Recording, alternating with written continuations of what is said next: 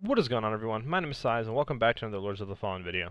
In this video I'm going to be showing you guys my new Vigor farm now, with basically all the patches and the updates and fixes making the Scarlet Shadow basically almost impossible to kill early and mid game.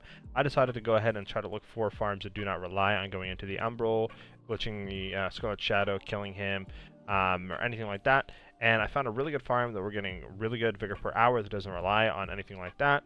And you can pretty much do this farm from the second that you get to this area. So without any further ado, let's get straight into how we set this up. So the first thing you guys are going to want to do is go to the vestige of Lydia the Numb Witch. From there, we're going to go ahead and roll off, make a left to this broken wall. What do you call it? Kind of roll off to the lower platform. We mines down here, so we're going to just, avoid those. We're going to keep going straight and avoid the bowmen, and then at the end here, we're going to make a right. Now, this pretty much is the same area and setup as my other farm that I did a few weeks ago, but we have a whole different farming method. Once you get down here to this burning tree, keep going straight until you hit these stairs to your left. From there, we're going to head up, put a, vestige down on this umbral flower bed, and then from there we can go ahead and rest, and we can go ahead and start the farm. Now, a few tips how you can actually get a higher Vigor multi is you can run Nalok runes.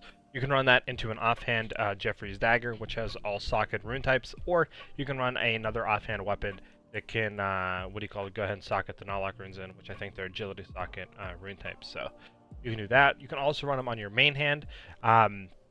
Just be aware that your physical damage will decrease, but if you are using a ranged weapon, that won't go ahead and take effect. So you can go basically and run 6 Nalok runes in your offhand, 3 in your offhand, and 3 in your main.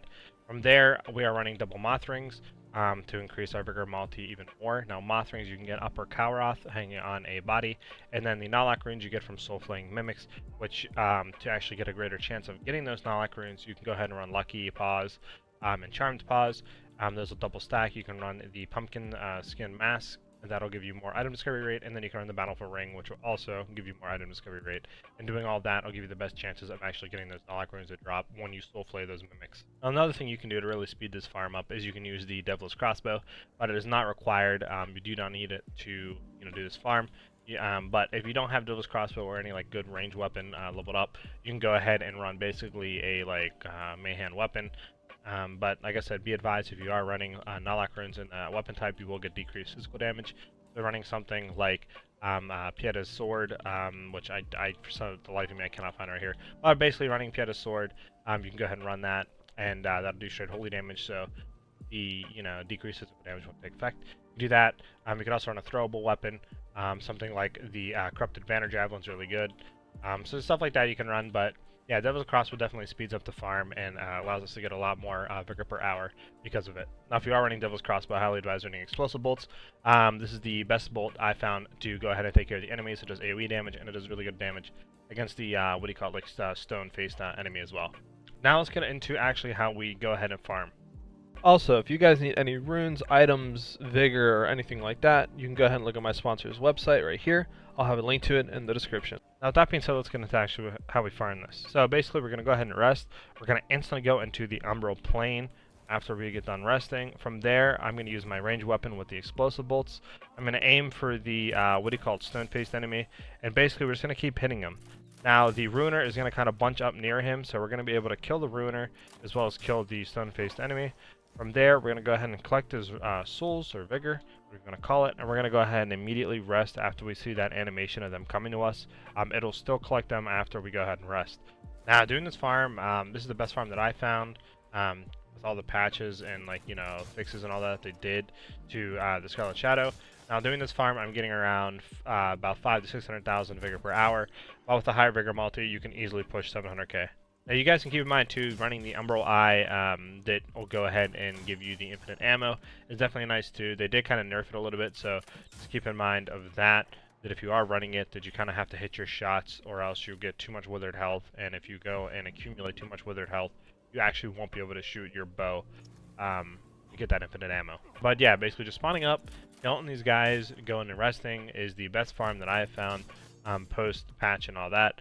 So I think you guys are really going to enjoy it. It doesn't really take too much it doesn't really take too much to get set up, and the vigor you get is actually really respectable, considering that we're not even really umbral farming or doing anything like that or taking advantage of the multipliers.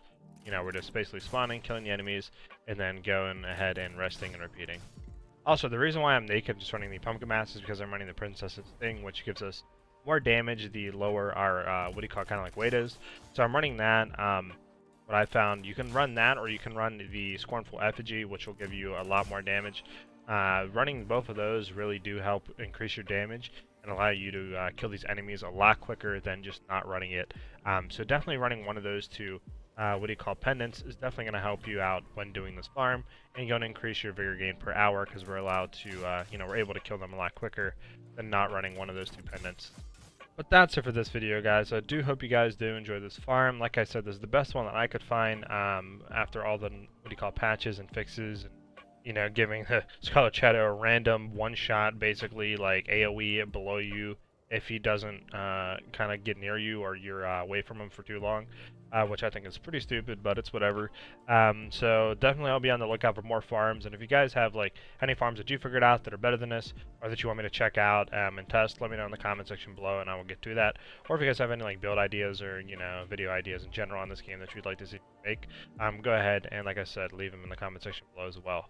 I hope this farm has helped you guys, and if you guys could also hit that like and subscribe button, it really lets me know that you guys are enjoying these type of videos to keep making more videos on Lords of the Fallen, and it really helps with the YouTube algorithm to get the video out to as most people as possible.